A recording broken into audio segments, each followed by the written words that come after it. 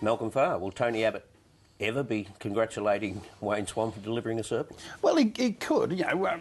It's such a tiny little thing, is it? Small. It's just small but perfectly formed. A bijou budget surplus. Look, projected, yeah. And if at the last minute they're short, they do a whip around a treasury and bring something forward, bring the tea money forward, and what they've already done is just a giant shovel and pulled back all of this spending from 2012, 2013 into this year. You know, that's why we've got this giant blowout, because everything's being sucked back, so that you can have this tiny little surplus. Bijou budget surplus.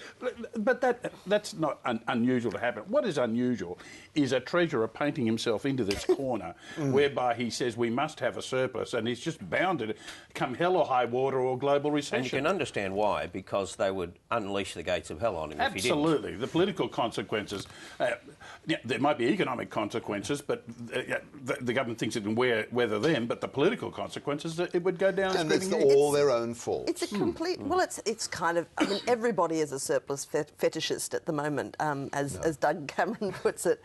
And the weird thing is that, you know, the will we or won't we, black ink, red ink thing has taken on a life of its own beyond...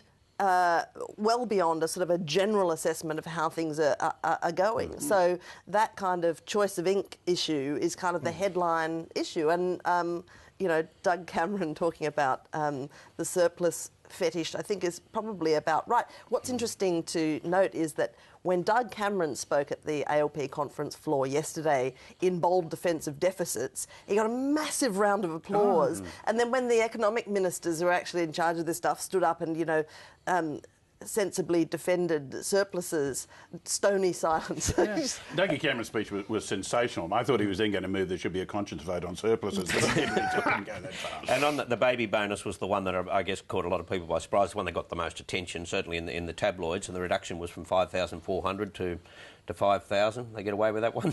Well, you know, this is just another example of how incredibly difficult it is to wind back those extraordinary gifts that were given in the last years of the Howard government. There are just a range of these gifts. They're incredibly expensive, superannuation, baby bonus, etc., etc., etc. And the minute you have one of these things, you naturally feel that you're entitled to it. And if somebody tries to take it away, all hell breaks loose. What I love is that they have left a human gestation period before introducing this change, so that if you were thinking about, you know, cancelling your ideas to get pregnant because of losing the $400, you can still back out. The last time they messed with the baby bonus, they got this withering attack from Brendan Nelson. Remember this? Oh, don't. Every mother loves her baby. Every baby is valued, and Mr Rudd should value all babies equally.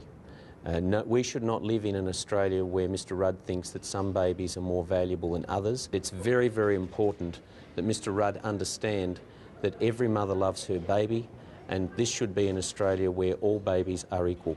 Right, Barry Cassidy, you are a Nelson fetishist. I mean, have we had a final year's program on this show where you haven't played that footage? We will not run the baby's burger dress for at least a year.